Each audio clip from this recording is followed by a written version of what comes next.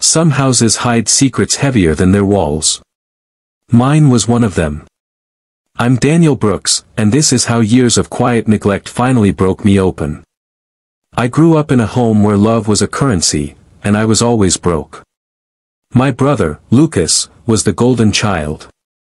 Mom, Margaret, revolved around him like a planet around the sun. Her hand was always on his shoulder, her eyes never meeting mine. I became the shadow in the room, learning early how to move without making a sound. By the age of 10, I could fix a broken chair, balance a checkbook, and disappear on command. When Mom's friends came over, I'd set the table for hours hoping she'd notice, but her sharp, "Not now, Daniel," cut me down every time. Dad, Walter, was different. A quiet mechanic with grease-stained hands, he saw me without needing words. When I aced a math test, he taped it to the fridge.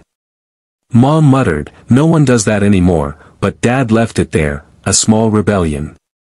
As we grew older, the gap widened.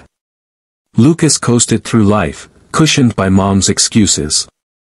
I worked hard, built a small apartment in the city, and paid my own bills. But whenever I visited, I felt like a guest in my own family, except for Dad, who always kept the porch light on for me. Then Dad retired. We'd sit on the back steps, talking about the tomatoes he'd grown. Until one morning, he fell. A cracked hip changed everything. He went from walking to a wheelchair, his independence stripped away. Mom couldn't bear it. "He just sits there," I overheard her tell Lucas, who barely looked up from his phone. From then on, the care fell on me, unasked, but expected.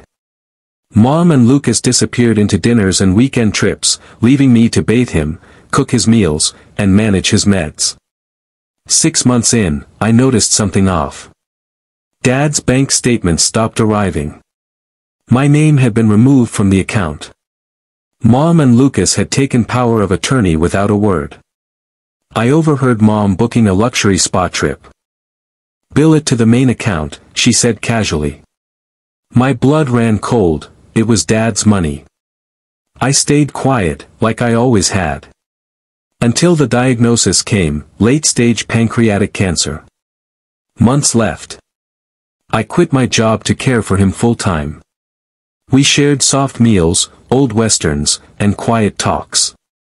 One night, I found an envelope in his desk, my name in shaky handwriting.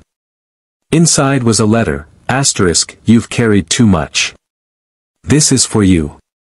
Live your life. Love, Dad." Asterisk alongside it was a lease for an apartment near a park and receipts for a wedding venue. He'd somehow known about Emily, the hospice worker who'd become my late-night confidant.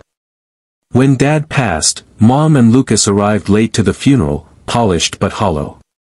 Days later, they shoved a waiver in front of me. "Sign this." "You don't need the estate," Mom said firmly. I signed, packed Dad's photo and letter, and left. 3 days later, Mom called in a panic, "The money's gone." "What did you do?" I told her the truth, Dad had already spent it. On me. On the life he wanted me to have. They had never noticed.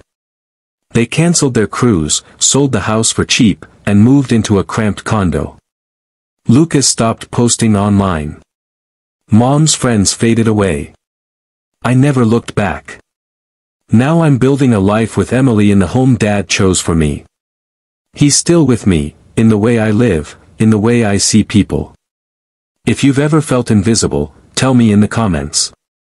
Sometimes the ones who truly see us change everything.